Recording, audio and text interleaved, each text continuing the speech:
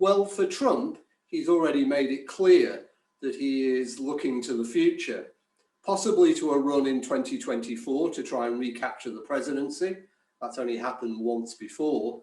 What's not clear is what his relationship with the Republican Party will be over the next couple of years.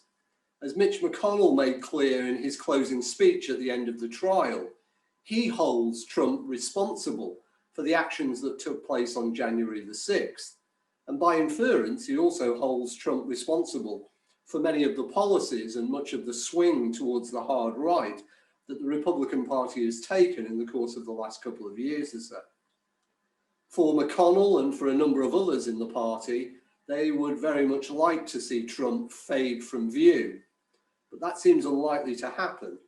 The former president has already raised a lot of money. Much of that he sees as being a means to spend for candidates over the course of the next couple of years, leading to the midterm elections, candidates who will support his agenda and who seem sympathetic to Trumpism, however we might define that. So the Republican Party has a lot of questions to answer and a lot of things to consider in the course of the next couple of years.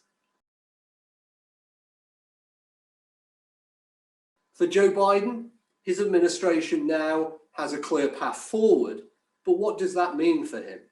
For how he will have to deal with the COVID pandemic, for the economic fallout from that pandemic. What is America's relations with its neighbours, with the world, with its allies? What do they amount to over the course of the next couple of years? Biden undoubtedly will have a clear run at tackling some of those issues over the course of the next few months or so. That fabled 100 days now, as a result of the impeachment trial ending, is opened up for him and clear.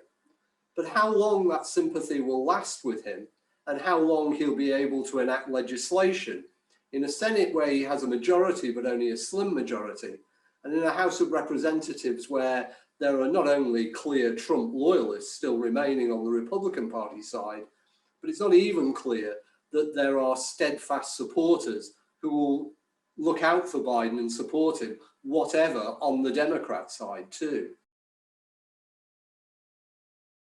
The aftermath of this impeachment trial has certainly been a reckoning for American political culture. The United States has been through trauma before, and it's been through periods in its history where it's had to take a step back and think and reform itself. One thinks of the McCarthy era of the 1950s, the crisis of the Depression of the 1930s, but it's never quite had to face something as polarizing, as factional, as what it's just been through over the last 4 years in the Trump presidency. Whatever the successes or failures for Joe Biden, and he'll be judged on those on his own terms by quite a lot, there is no doubt, though, that Biden will also be judged on the terms of what's just followed over these 4 years. How much can he reverse away from the Trump agenda? How much can he distance himself from the prevailing shadow of Donald Trump, who it seems is unlikely to relinquish his stand in public life quite so easily?